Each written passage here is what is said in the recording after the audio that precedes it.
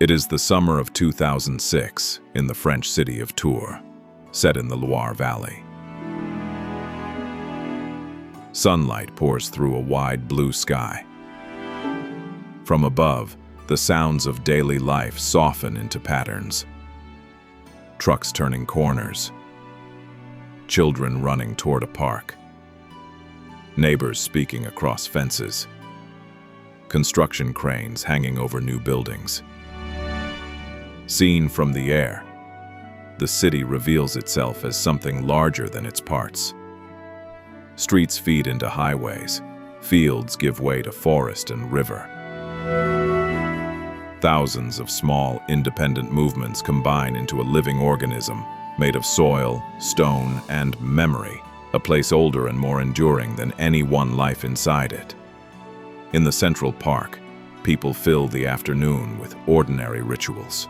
Students kick a ball, an elderly woman sits beside a fountain with her grandchild, and nearby, a Muslim family from North Africa spreads a picnic blanket on the grass. They have lived in France for decades. Their children speak French more fluently than Arabic. The mother teaches in public schools. The father works as an accountant. They think of themselves simply as French Muslims. Tours carries a past that stretches back 2,000 years to the Roman town of Turonenses, named for the local tribe of the Turones. It later became associated with Saint Martin, a Roman soldier turned Christian figure whose shrine still shapes the city's identity. As the family walks through the town, the father pauses at its cathedrals. He is not especially religious, yet something about the soaring arches and stained glass stirs a faint recognition. He cannot explain it. The shapes feel familiar, as if echoing something distant, something connected to another place, another time. But what link could exist between the architecture of Christian Europe and the world his ancestors knew in Morocco? The question lingers without an answer. To understand it, we must travel back far beyond Tours to Arabia in the year 570. Across deserts of blazing sand and volcanic stone, caravans move slowly under a sky that burns by day and glitters by night. Arabia is harsh, yet never isolated. Trade routes connect it to Egypt, Persia, India, and Byzantium. Religions mingle here: Judaism, Christianity, local pagan traditions, and philosophical currents from far-off lands. In the trading town of Mecca, built around a sacred sanctuary, pilgrims gather. At its center stands the Kaaba, a cube-shaped shrine tied to ancient traditions and revered by many different faiths. Mecca thrives economically because of belief. Markets and caravans move in rhythm with devotion. Into this environment, a child is born, Muhammad. He grows up an orphan of modest means but strong character, observant, thoughtful, and trusted. As a young man, he tends animals, studies the skies, and accompanies caravans across the desert. Over time, he earns a reputation for honesty and skill in trade. At 25, he marries Khadija, a respected and independent businesswoman, older than he is. Their partnership brings stability and influence. They build a family, though they endure the grief of losing 2 sons in infancy. Their daughters survive, and Muhammad becomes known within his community as a man of integrity and compassion. Arab society at the time values poetry and oral storytelling above all. Language is power. Memory is culture. For those who write, Arabic script flows like art itself, fluid, expressive, spiritual, unlike the rigid geometry of Roman lettering. Around the age of 40, Muhammad begins to experience revelations. At first, he fears for his sanity. Khadija comforts him and seeks guidance from a Christian monk, who assures him these visions are divine. Gradually, Muhammad accepts them as messages from God, conveyed through the Archangel Gabriel. For more than 2 decades, he recites these revelations aloud. Followers memorize them. These words will later be compiled into the Quran, believed by Muslims to be the direct word of God, while his sayings and actions are preserved in separate traditions. The new faith centers on submission to one God, daily prayer, charity, fasting during Ramadan, and pilgrimage to Mecca.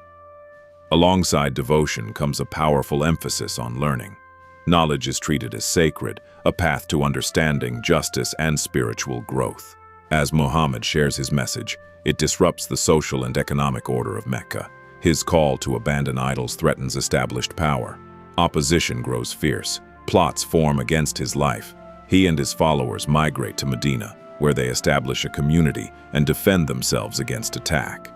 Over time, alliances spread across Arabia. Muhammad eventually returns to Mecca, victorious, yet largely forgiving.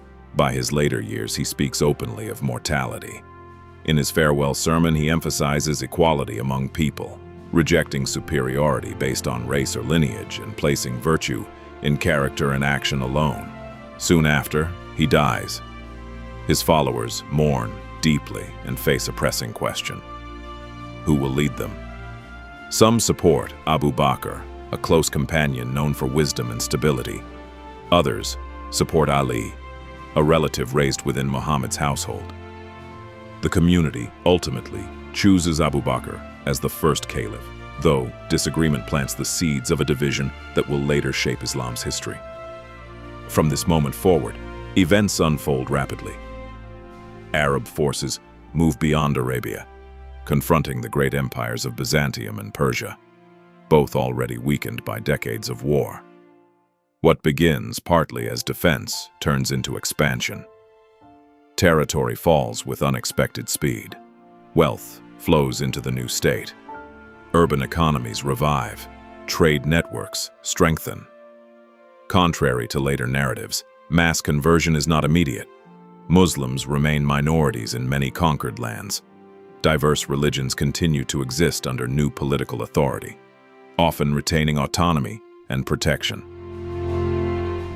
Within a century, Muslim influence stretches from Spain to Central Asia, from North Africa to the edges of India. The scale is astonishing. In 711, Muslim forces cross into the Iberian Peninsula.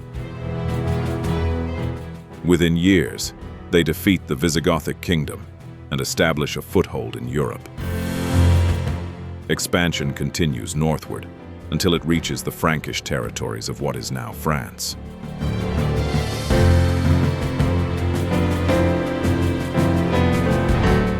In the year 732, near Tours, two armies meet. The Franks, led by Charles Martel, form defensive lines within a forest. The Muslim forces, commanded by Abd al-Rahman al-Ghafiqi, advance from the south. For days, the confrontation holds intense balance.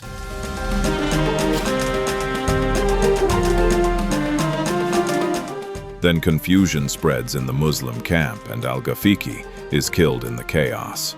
Leadership falters. During the night, his army withdraws.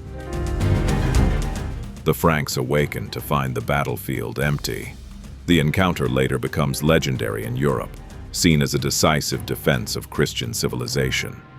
Yet its meaning is more complex. It is not the end of Muslim influence, nor the beginning of European dominance. Instead, it marks a long period of exchange. Technologies, ideas, and knowledge flow between cultures, shaping both worlds. As centuries pass, Europe absorbs innovations in mathematics, science, architecture, and medicine that flourish within the Islamic world. At the same time, memories of conflict linger beneath the surface of history.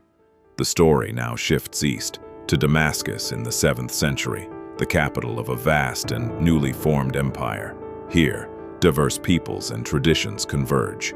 Administrators, scholars, architects, and artisans from across conquered lands help shape a new society.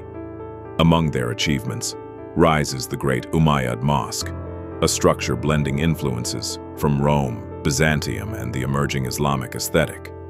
It stands as a symbol not just of faith, but of continuity between civilizations. Yet political rivalry persists. In the year 750, the Abbasids overthrow the Umayyad dynasty. Violence follows. Survivors flee. Knowledge and culture scatter across regions rather than disappearing. And from this upheaval, something unexpected happens. The accumulated wisdom of Greece, Rome, Persia, and Arabia begins to move, carried by scholars, translated into new languages, preserved in libraries, and expanded through inquiry. It travels across continents. It reshapes science, medicine, navigation, philosophy, and art. This inheritance does not vanish with empires. It evolves, it spreads, it becomes part of the world we inhabit today. In the mathematics we rely on, the medicines that heal us, the architecture around us, and the understanding of the universe itself. This is the beginning of a story about memory, about what is remembered, what is forgotten, and what quietly endures. This is Lost History.